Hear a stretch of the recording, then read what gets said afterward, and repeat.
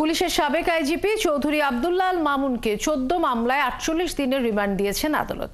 দুপুরে Dhaka metropolitan magistrate আদালতে তোলা হলে বিচারক রিমান্ডের এই আদেশ দেন। এদিকে 4 মামলায় সাবেক মন্ত্রী সাবের হোসেন চৌধুরীকে জামিন দিয়েছেন আদালত। সকালে যাত্রাবাড়ি ও মোহাম্মদপুর সহ একাধিক থানার 8টি মামলায় দীপু মনি, জুনায়েদ আহমেদ পলক, সালমান এফ রহমান, রাশেদ খান মেনন ও হাসানুল হক ইনুকে নতুন করে রিমান্ডের আদেশ দেন আদালত।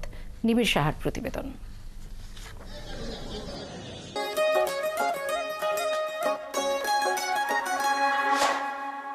মঙ্গলবার সকালে ঢাকার সিএমএম আদালতে যাত্রাবাড়ি থানার 6টি সহ মোট 8টি মামলার রিমান্ড শুনানি চলে। আসামি হিসেবে হাজির করা হয় জুনায়েদ আহমেদ পলক, দীপু মনি, সালমান এফ রহমান, রাশেদ খান মেনন ও হাসানুল হক ইনু সহ আওয়ামী লীগ সরকারের একাধিক হেভিওয়েট নেতাকে। শুনানি শেষে পলককে 4 মামলায় 24 দিন, দীপু মনিকে 3 মামলায় 19 দিন, সালমান এফ রহমানকে 5 দিন, রাশেদ খান মেনন ও হাসানুল হক ইনুকে 7 দিন করে রিমান্ড মঞ্জুর করেন। এই মামলায় তদন্তকারী কর্মকর্তা হাসানুল হক ইনু, জুনায়েদ আহমেদ পলক, দীপু মনি এবং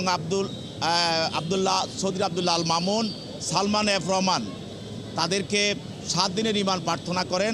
বিজ্ঞ আদালত তাদেরকে 5 দিনের রিমান্ড মঞ্জুর করেন।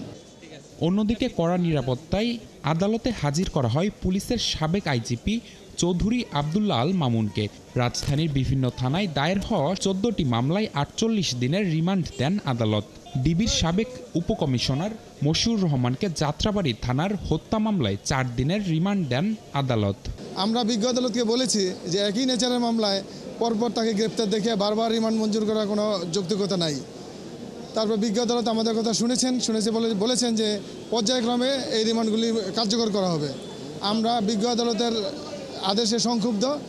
এদিকে জামিন শুনানির জন্য আদালতে তোলা হলে সাবেক মন্ত্রী সাবের হোসেন চৌধুরীকে খিলগাঁও থানার 4 মামলা ও পল্টন থানার 2 মামলায় জামিন দেয়া হয়। বিজ্ঞ আদালতে আমরা বলেছি সাবের হোসেন চৌধুরী জামিন পেলে উনি পলাতক হবে না।